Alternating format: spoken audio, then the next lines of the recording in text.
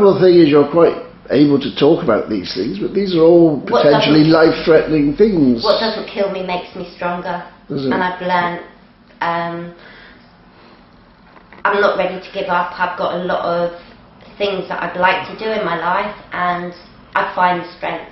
I'm not going to be a victim. Your relationship with the Social Security, do they consider you now able to do any work at all? You're 100% disabled? What do they say? I've inquired about work, doing the therapeutic work scheme, just to receive even a little bit more, which would pay for my medicine. And I was told that I would be a liability, and it would be having to find an employer that would employ me with my health issues. But as far as Social Security is concerned, you're not capable of work. That's what the definition is? You're not capable of work. Yeah. So you need every financial assistance to survive because you've got a household to maintain. Yes. And clearly what you're receiving, what was said at the inquiry I went to, what you receive is insufficient because you have to be subsidised by other people in your family. Parents. Without your parents, what would happen to you? I would probably be down at the parade park joining the rest of them down there. I wouldn't cope. I'm lucky I've got good parents and good children. Your children, you've got one at university, the others will be heading that way or wanting... My daughter she's doing her beauty therapy, and hopefully, she's already a beauty therapist, but she wants to become a technician. So she's at college at Highlands until next summer when she graduates. And then I'm not sure what she's going to do. She has got the chance of opening up her own business. My father's, where he lives, my mum and dad live, they've got what the premises used to be a shop, and then it closed down. So my dad has said to her, we will let you have, it's my mum's bedroom now, if that's the route you wanted to go down. So she's got that chance. And my 17-year-old in February, he would like to be a firefighter, but they won't accept him into the force until he's 19 at least, and he's got a little bit of a background behind him, so he's got a few years left to go to reach his goals. As far as you understand the Social Security system, and it is incredibly complicated, what more money could they legally pay you if you were to do? Just something for my health every day. I mean, obviously I'm on the minimal amount, and I don't understand how they can justify paying somebody like myself who's got a serious health problem a minimal amount, yet they're willing to pay patients that are depressed and who've got dependent on alcohol and things, the highest amount. I don't understand. I'd like to, but it's hard. I attended a hearing yesterday where I'm glad to say the tribunal overturned the decision of the Social Security Department, and they increased, or they said that the amount should be reinstated. So it can be done. It is possible to challenge these decisions of the Social Security Department. But you weren't represented by anybody. Why was that? You just represented yourself, and I think your father attended with you. My dad and my ex-partner was with me. Right. But you didn't have a lawyer, you didn't have any professional advice, no doctor? No, Jersey won't give me legal aid.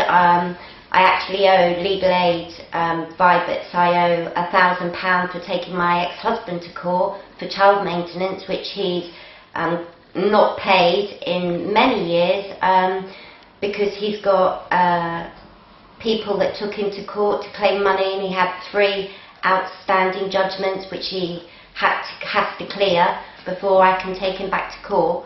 Yet my Social Security money, which they knew because I had to give all the figures and everything, get documentation, they're telling me that I owe them £1,000, and I've said I haven't got the money to pay. Right. And I mean, I don't receive maintenance.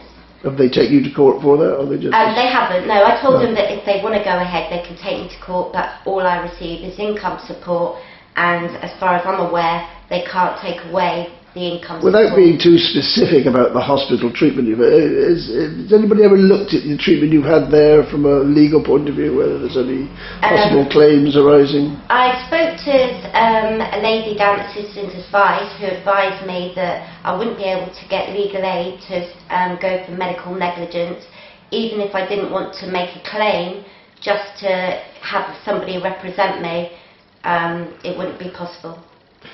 Just a slight diversion. You've got a bag full of files here, papers relating to your hospital experiences, I believe that bag Yes, it is. And you've got a rather curious bag here, which is full of medicines, which is partly these medicines which we've got in front of us. And there, which is a very interesting picture, would you just hold that up for us? What's the significance of that one? It might reflect a bit, but... This is a month's supply of medication. That you take? Yes. You take all that in a month? At the moment I don't know, because I've chosen myself to reduce the amount I'm taking, because for me, having to take all this medication every day, it's very draining. It doesn't do my system any good, and I just feel like I'm fighting a losing battle with it. The reason you've got that picture is because you've been mounting a campaign about taking cannabis, because if you took cannabis, the theory is, you could reduce that intake of that medicine quite a lot. Significantly. Most of those being what, painkillers, or what do they do? Most of them are there, the little blue boxes here, they are antidiuretics. And for a normal human being, taking 1 2-milligram tablet after each motion that they've had, diarrhea, is sufficient. I, at present, am taking 20 4 times a day. Right.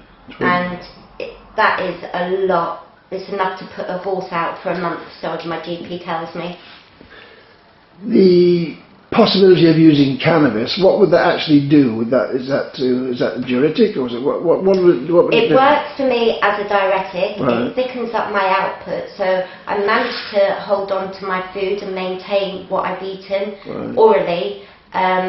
For sometimes it ranges between an hour, an extra hour and a half, rather than keep going to the toilet and having the pain when the food's going through, because as I swallow my food, that's how I drain. It comes through undigested, the majority. Now, there is a company in England, for example, who make a cannabis product which is legally sold. It's not, you have to go in a darkened room and take it. Have you tried that one? You know that product? I have, yes, and I had to pay for it to come into the island myself. And here is the cost of obtaining the Sativex when I obtained it. The cost of obtaining £257, cost of courier £102, so you're talking 357. For how long? Much of a supply would that be? For a month's supply. A month's supply? Yeah. So we can see why you're accepting the free prescriptions rather than paying nearly £300 a month for a very simple remedy. But presumably, if Jersey was geared up to supply those tablets, they could get them at presumably a commercial rate and supply them much cheaper, presumably. Well, I was on, for the diuretics, the tablets, rather than take 20 a day. The tests I've done in the mainland, they've actually found out a lot. I've done a lot for medical science, so I've been told.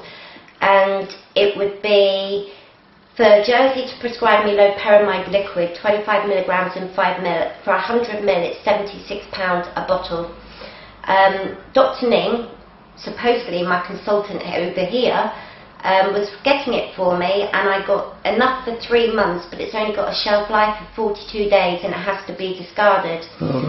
And the amount that I was on, a 100 ml bottle would have lasted me 2 days.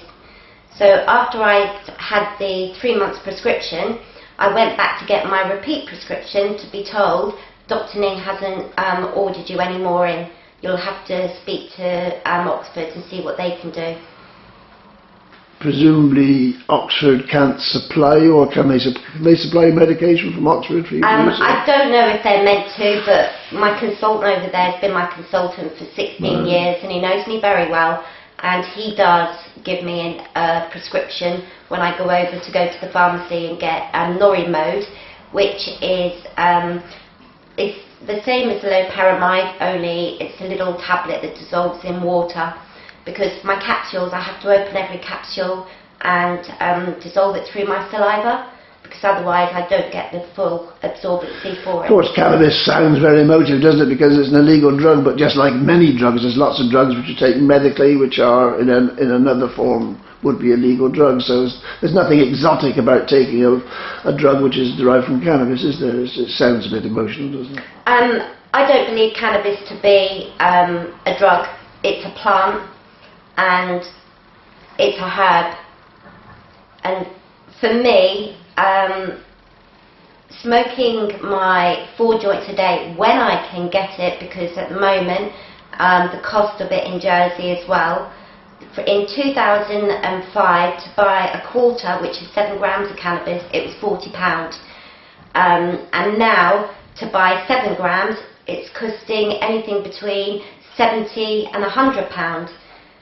Do you know many others in a similar situation to you in Jersey? Is this I do know a very, very high number of people in Jersey that do use cannabis, whether it be recreational or whether it be medicinal.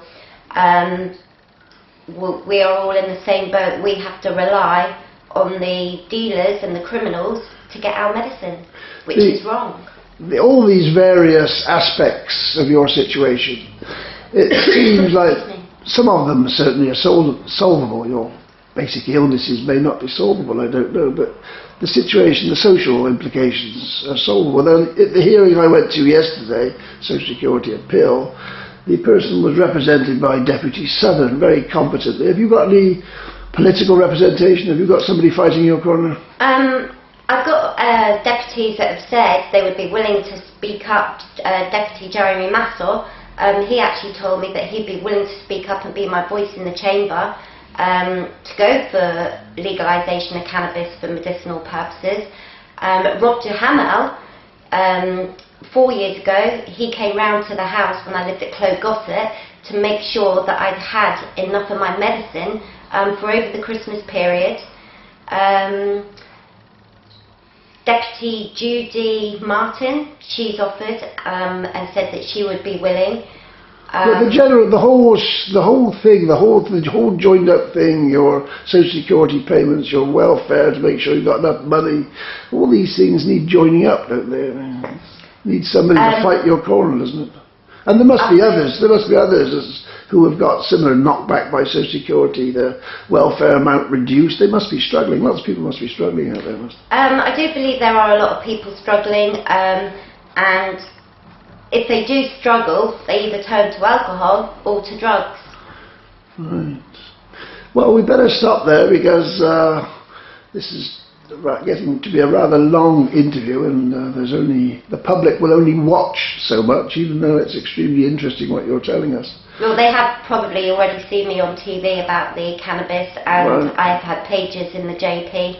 Right. What results from that? That sort of publicity, does anything come from that?